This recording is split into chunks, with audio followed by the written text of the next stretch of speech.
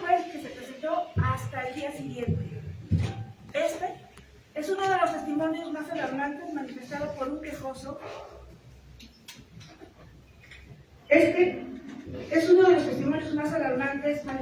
Manifestado por un quejoso que fue privado de su libertad por elementos de la Dirección de Seguridad Pública Municipal de Tlaxcala por cometer presuntamente determinadas faltas administrativas. Esto fue en el 2020. Saludo con respeto a las y los servidores públicos que el día de hoy nos acompañan y a todas aquellas personas que siguen esta transmisión de forma virtual a través de las redes sociales. Y por supuesto, a los representantes de los medios de comunicación. Gracias a todos ustedes. La Recomendación General 01/2022 que hoy hacemos pública constituye un referente local respecto a las condiciones en las que se encuentran y operan los centros de detención municipal a cargo de los ayuntamientos. La relevancia de este documento radica en que las condiciones físicas y operativas de los centros municipales de detención preventiva inciden directamente en el respeto, protección, garantía o, en su caso, en la vulneración de los derechos humanos de las personas que temporalmente son privadas de la libertad. Además, la Recomendación General 01/2022 pone de manifiesto áreas de oportunidad en las que las autoridades municipales deben mejorar a efecto de que sus centros de detención preventiva sean garantes de los derechos humanos. Con esta recomendación, la Comisión Estatal de Derechos Humanos cumple con su obligación legal de protección, observancia y promoción de los derechos humanos en lo que respecta a las personas privadas de la libertad en un centro de detención municipal, ya sea por una falta administrativa o por un hecho como carencia de libertad. La actuación de este organismo autónomo encuentra su sustento en el marco normativo que integra la Constitución Política Federal, la Declaración Universal de los Derechos Humanos, el Pacto Internacional de Derechos Civiles y Políticos, el Pacto Internacional de Derechos Económicos, Sociales y Culturales, la Declaración Americana de los Derechos y Deberes del Hombre, los Principios Básicos para el Tratamiento de Recursos, aprobado por la Asamblea General de Naciones Unidas en su resolución 45/111, las reglas mínimas de Naciones Unidas para el tratamiento de los recursos, conocidas como reglas Nelson Mandela, las reglas mínimas de Naciones Unidas sobre las medidas no privativas de libertad, conocidas como reglas de Tokio, y el conjunto de principios para la protección de todas las personas sometidas a cualquier forma de detención, prisión, y los principios básicos para el tratamiento de los recursos del Código de Conducta para funcionarios, encargado de hacer cumplir la ley adoptado por la Asamblea General de Naciones Unidas, desde luego por la Constitución Política del Estado Libre Soberano de Tlaxcala, por el Código Nacional de Procedimientos Penales, la Ley de Seguridad Nacional, la Ley Nacional de Ejecución Penal, la Ley para prevenir, investigar y sancionar la tortura, los tratos inhumanos y degradantes, la Ley de la Comisión Estatal de Derechos Humanos, la Ley Municipal para el Estado de Tlaxcala y la Ley de Seguridad Pública del Estado de Tlaxcala y sus municipios, tomando en cuenta también los bandos de policía y gobierno de cada uno de los municipios.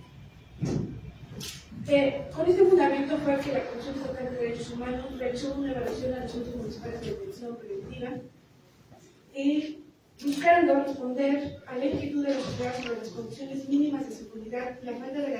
legalidad que puede prevalecer en esos lugares y obligación de salvaguardia de derechos que caen en los ayuntamientos. Sin más preámbulo, a continuación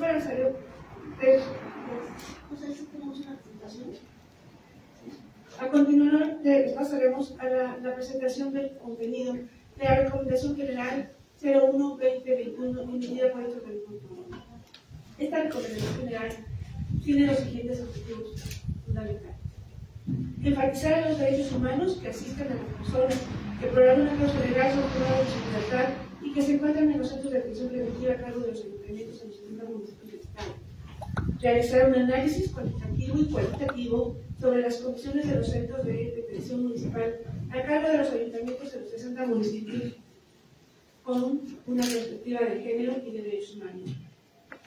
También analizar las acciones que las autoridades municipales realizan para garantizar los derechos humanos. Y desde luego recomendar a las autoridades correspondientes capacitaciones, implementación o creación de áreas o mejoras operativas y materiales que redundan en el estricto cumplimiento de las obligaciones de promover, respetar, proteger y garantizar los derechos de las personas que son privadas de la libertad para que puedan acceder de forma plena a la protección del Estado en un marco de respeto a los derechos humanos, no discriminación o perspectiva de género. Para la realización de este trabajo llevamos una metodología de investigación y en la observancia de la supervisión se tuvo como objetivo general hacer visible la situación de las personas privadas de su libertad en función del gozo, respeto y garantía de sus derechos humanos al interior de las áreas o centros de detención preventiva en los municipios de nuestro Estado. Asimismo, como objetivo específico, en esta supervisión se buscó verificar las medidas que los diferentes ayuntamientos aplican para proteger los derechos humanos, el respeto al trato digno, a la salud, a la integridad personal y, por tanto, a la vida de las personas privadas de la libertad, así como los derechos de igualdad y seguridad jurídica. Para ello, se consideró importante crear un instrumento guía, una batería de preguntas que permitiera de manera rápida describir la existencia o no de algún elemento esencial, pero además que estuviera acorde con los estándares locales, nacionales e internacionales en materia de protección de los derechos humanos. Por lo que el instrumento diseñado se rige bajo el estándar de las reglas mínimas de Naciones Unidas para el tratamiento de reclusos, conocidas como reglas Nelson Mandela, las cuales enuncian dos tipos de inspecciones periódicas a los centros de detención. El primero, se trata de inspecciones internas o administrativas realizadas por la Administración Penitenciaria Central, que en este le correspondería a cada ayuntamiento. Y B, inspecciones externas realizadas por un organismo independiente de la Administración Penitenciaria o de quien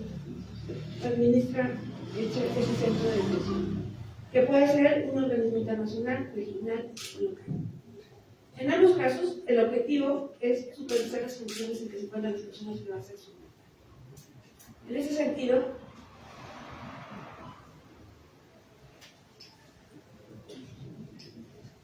la Ley de la Comisión Estatal de Derechos Humanos, en sus artículos 111, 112, 113, 154, 155, 156, 157, 159 y 161 del Reglamento Interior, tiene el carácter de esta recomendación tiene carácter de pública y se emite con el propósito fundamental de que se promuevan los cambios y modificaciones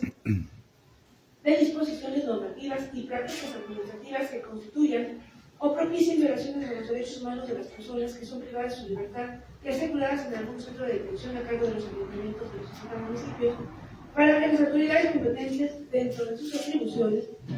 eliminen dichas violaciones y subsanen las irregularidades de que se trata. Bien.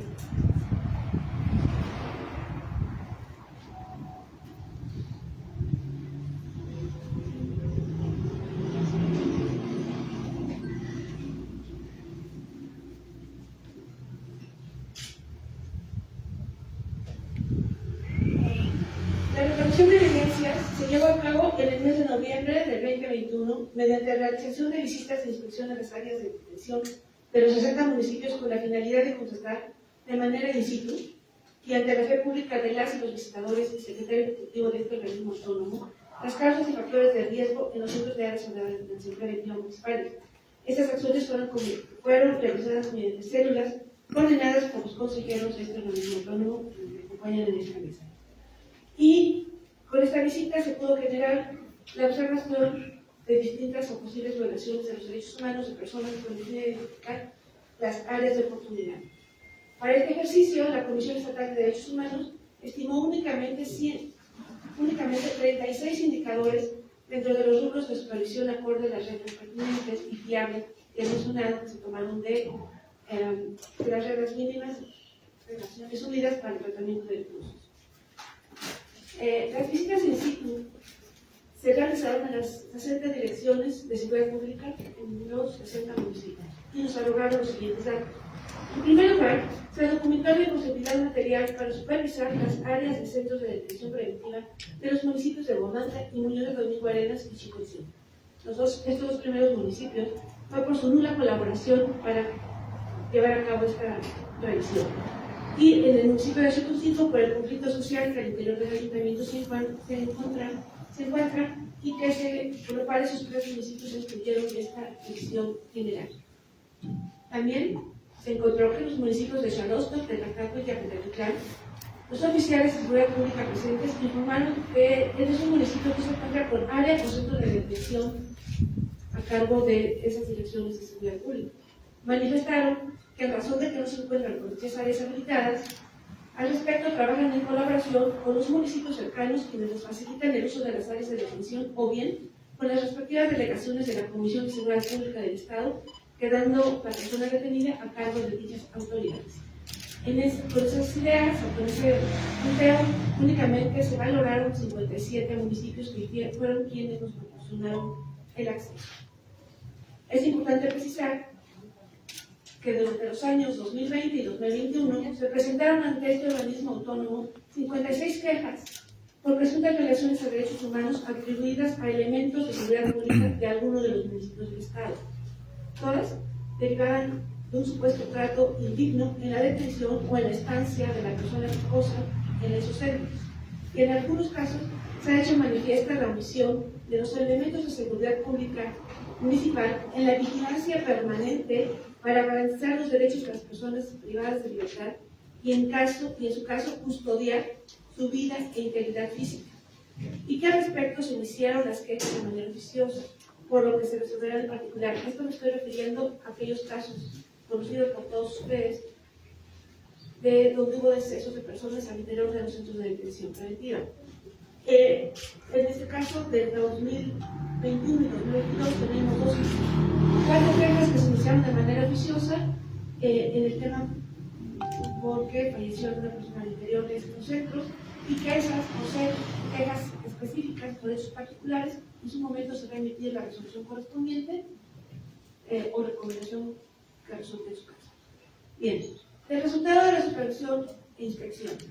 Los resultados obtenidos fueron con base a las respuestas directas que proporcionaron los elementos de seguridad pública municipal de mayor rango que se encontraron en esas direcciones. Hablamos de los directores o comandantes o jueces municipales en algunos casos, o en algunos municipios acudieron también los agentes del Ministerio Público, auxiliares que trabajan en el municipio. Y ellos nos pidieron constatar la situación actual de esos 57 centros de detención municipal supervisados, visibilizando las áreas de oportunidad. Basados en el instrumento que he mencionado con anterioridad, se realizó la supervisión e inspección en los centros de detención y encontramos lo siguiente. Fueron precisados como actos de observancia los siguientes puntos. Se verificó la existencia de áreas destinadas para detención preventiva de áreas específicas para personas que presenten características de vulnerabilidad. Es decir, se verificó en cada ayuntamiento si hay un centro de detención municipal y si lo hay, si tiene el uso adecuado como centro de detención. Y en este caso,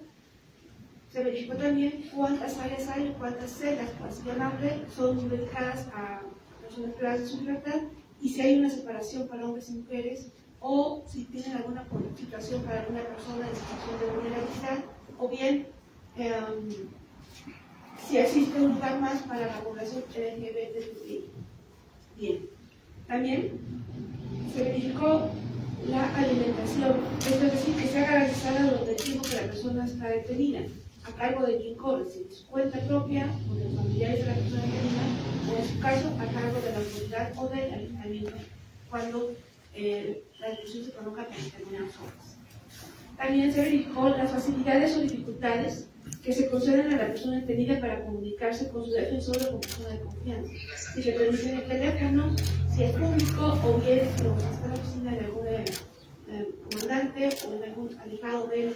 lugar donde está detenida la persona.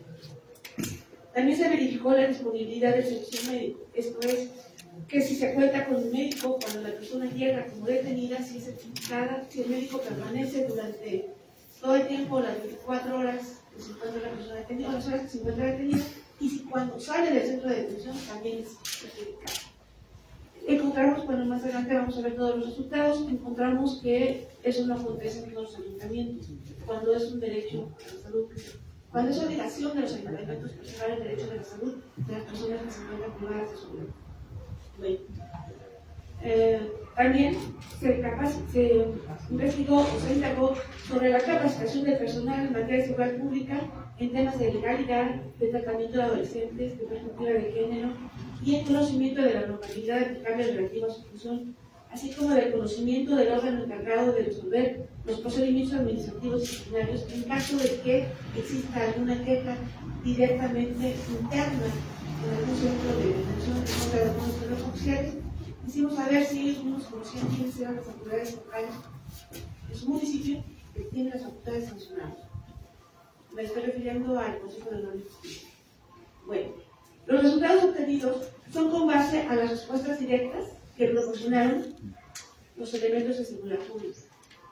Y estos son los que estamos publicando. Bien, vamos a encontrar que son 37 ayuntamientos que se encuentran en un margen o en un rango del 60% al 90% de cumplimiento a las reglas de su pandemia. Y 20 ayuntamientos no cumplen con los elementos pertinentes y fiables de las reglas mínimas, alcanzaron un porcentaje equivalente del 0 al 59% de puntuación. Un ayuntamiento no fue supervisado o evaluado por existir una imposibilidad material, pues que las instalaciones están en conflicto social. 2 ayuntamientos no fueron supervisados o evaluados por existir una nula colaboración de sus servidores. Como se ha venido diciendo, el objetivo fue constatar la situación actual de los centros de detención municipal y visibilizar las áreas de oportunidad y reencaminar la mejora constante en pro de la protección y garantía de los derechos humanos, y no como una manera de estigmatizar o reprobar las omisiones cometidas por las autoridades, sino al contrario, se les exhortó a que las solventaran. Bien, les puedo mencionar ahí la tabla de valores de cada municipio. Vamos a encontrar, como ya les venía diciendo en un momento, son 20 municipios que están en el inferior a 6 y podríamos decir que están aprobados los municipios que tienen de 6 a 90%. El municipio más alto que se alcanzó, que reúne las condiciones mínimas necesarias de seguridad, de atención y de respeto a los derechos humanos de la persona detenida, es el ayuntamiento de Benito Juárez. Este documento se les va a proporcionar a ustedes para que se puedan analizar o valorar. La escala de valores se lleva a cabo tomando los conceptos que venía mencionando y esto no significa que no haya omisiones en la atención o en el trabajo o el desempeño de los servidores públicos. Quiero decirles que esta evaluación es de acuerdo a los insumos físicos y materiales que se encontraron en los centros de detención preventiva. Bien. En este caso también, ante la negativa de los servidores públicos que elaboran en materia de seguridad pública en los municipios de Huamantla y Muñoz de Domingo Arena, se realiza una formal protesta contra las facultades que nos otorga la Comisión Estatal de Derechos Humanos, la ley de la Comisión Estatal de Derechos Humanos. La negativa de las autoridades pone de manifiesto un preocupante desconocimiento en materia de derechos humanos, así como de las leyes emanadas de la Constitución y que están obligados a cumplir. Por su negativa, impide a este organismo el desempeño de sus facultades legisladoras contenida en el artículo 18, fracción 3 y 12 de la Ley de la Comisión Estatal de Derechos Humanos, que tiene como objeto, entre otras cosas, investigar de oficio las presuntas violaciones a derechos humanos y específicamente supervisar que las personas que eventualmente se encuentran privadas de su libertad bajo su tutela cuenten con las prerrogativas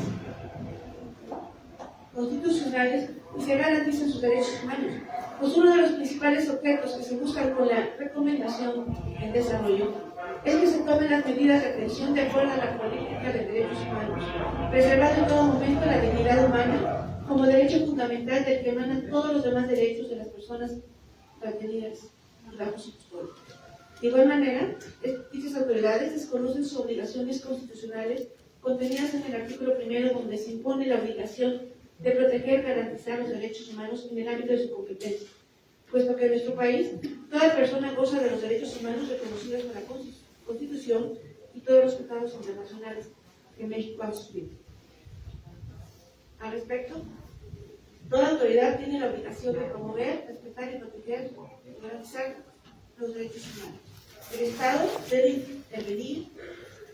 investigar, prevenir y sancionar y reparar las violaciones a los referidos derechos fundamentales en términos de ley, y lo cual tiene una estrecha relación con el desconocimiento que manifestaron muchas autoridades de la propia ley de la Comisión Estatal de Derechos Humanos, sus artículos 60 y 61,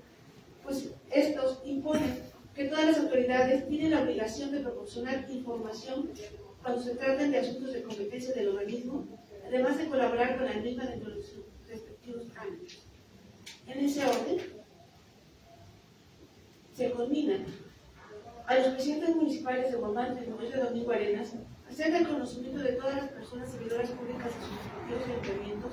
a lo dispuesto por el artículo 60 de la Ley de la Comisión Estatal de Derechos Humanos de Tlaxcala, que prevé todas las autoridades servidores públicas en los términos del artículo 30 de esta ley involucrados en asuntos de la competencia de la Comisión Estatal de Derechos Humanos, inclusive aquellos que no hubiesen intervenido en los actos o omisiones reclamados, pero que por razón de su competencia, facultades y actividad puedan proporcionar información pertinente, deberán cumplir de inmediato con las solicitudes de la Comisión en tal sentido. Y en lo sucesivo se solicita que en lo sucesivo indiquen a su personal que permitan a este organismo autónomo desempeñar sus funciones y en caso en concreto cuando intervengan en las intervenciones con motivo de su cargo y si de esta forma no incurran en las faltas administrativas previstas en la Ley General de Responsabilidad Civil. Es así como logramos capturar, contener las áreas de oportunidad de cada ayuntamiento. Y en la primera recomendación que se estableció es realizar las gestiones pertinentes para que los centros de detención preventiva a su cargo reúnan las condiciones de habitabilidad y higiene necesarias para garantizar a las personas privadas de su libertad una estancia digna, particularmente para que cuenten con planchas para dormir, colchonetas, con iluminación y ventilación suficientes, instalaciones de sanitarios en adecuadas condiciones de funcionamiento que permitan a las personas arrestadas o privadas de su libertad satisfacer sus necesidades fisiológicas en el momento oportuno y las condiciones, además, contar con condiciones de privacidad, así como para realizar el suministro de agua para satisfacer los requerimientos individuales. Esto es así porque la mayoría de los centros de detención no cuentan con un drenaje funcional. De forma detallada, cada una de estas especificaciones va en la recomendación y va también el porcentaje de cumplimiento. En la segunda recomendación, se le pide a los presidentes y presidentes municipales de realizar las acciones necesarias para que los centros de detención preventiva a su cargo existan espacios exclusivos para alojar mujeres en condiciones de estancia digna, así también en realizar las modificaciones necesarias para que sean espacios con accesibilidad física para personas con algún tipo de discapacidad. A las presidentes y presidentes municipales les deben realizar las gestiones administrativas necesarias para que las personas que se encuentren privadas de su libertad en el centro de detención preventiva a su cargo reciban alimentación adecuada y agua potable suficiente para cubrir sus necesidades básicas. La cuarta recomendación va dirigida para los presidentes y presidentes municipales y se les combina para que realicen las acciones necesarias para que en un área de fácil acceso al lugar de detención preventiva a su cargo se garantice a las personas que son privadas de su libertad su derecho de comunicarse con el exterior mediante el uso de aparatos telefónicos o algún otro medio.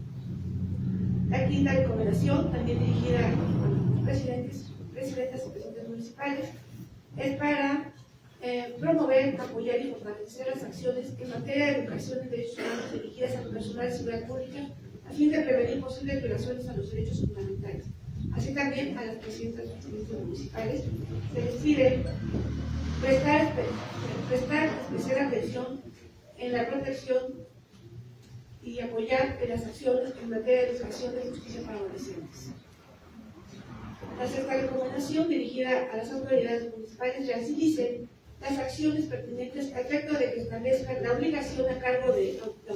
la autoridad municipal de contar con servicio médico permanente en los centros de detención preventiva municipal a su cargo, quien deberá examinar a cada persona detenida a su ingreso y las veces que sean necesarias para salvaguardar su salud, así como practicar la certificación médica correspondiente sin que represente un costo para la persona examinada.